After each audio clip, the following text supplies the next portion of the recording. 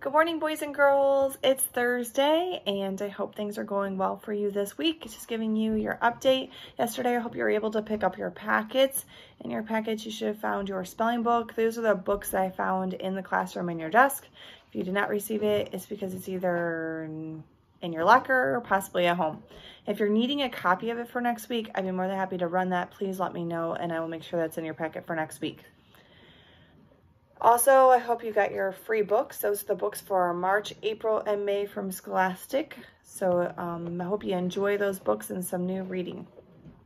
Here's BB Storm, and he's been working on music, and he is working on helping design this instrument. And you can see it's a guitar. He was doing it with my son, Jace. So that's his specialty right now. Hopefully you're working on your music lessons as well as you're getting your plans from Mr. Lancaster. A couple of things I want to go over with you for today's plans.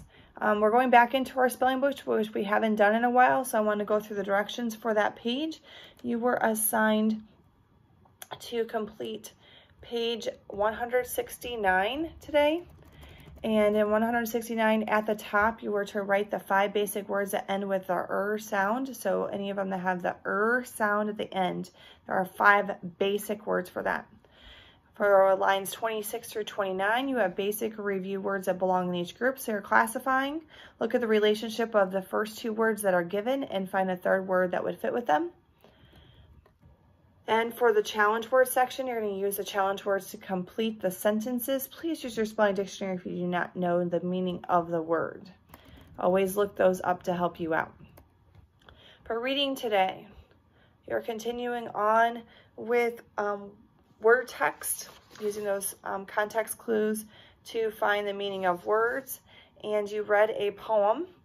So today you're going to be answering questions on page 41, and on page 41 you need to complete the short answer. And on the short answer, there's a chart at the top, so you're going to use a chart to figure out the unknown word. And the word that you're focusing on is the word Tantalus, okay? And you're going to use that to complete the chart. So if you go back to the previous page on page 40, just read through steps 3 and 4. You don't have to do number 4 and write it out, but just look at 3 and 4. And then you're going to complete 3 and 4 on page 41. So what's the unknown word? What's your context in the poem? What words around it help you to understand the meaning of the word? What do you think it means? And if there's any other clues in the poem to help you. So in your short response today, it says, use details from the poem and your discussion to explain why the poet calls the catfish a feline Tantalus. Now, we've talked about the word tantalize before when we were doing our Greek mythology, and then we read from the Sadler workbook. And we read some texts that had mythology terminology in it. So I wanted to refresh that with you. So I wrote a couple of those things up for you. Tantalus was a criminal in the Greek mythology. And because of what he did, he was punished by keeping, they kept delicious food and drink just out of reach from him. So it's kind of like that tease. And then teasing him that he couldn't reach it. Then there's another word that you may not be familiar with, and I saw in the text that might help you, is rend, and it means to separate into parts with force, like separating it, pulling it apart.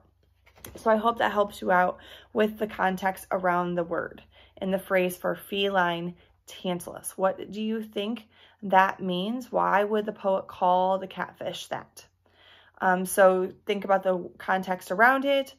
Think about what you know about cats, how they react to fish. How would they react if they were a catfish? Use the picture off to the side to help you as well. I think it gives a nice hint.